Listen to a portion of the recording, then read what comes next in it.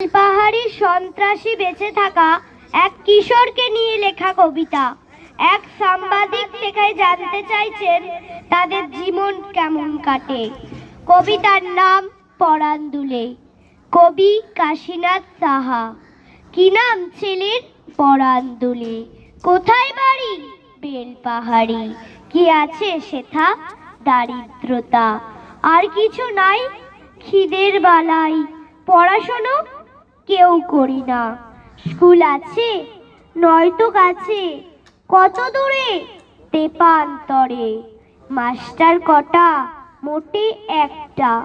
School চলে গলিমালে। বাবা আছেন, স্বর্গে গেছেন। মা কোথায়? রোগ শয্যায়। সংসার চলে ভিক্ষা পেলে।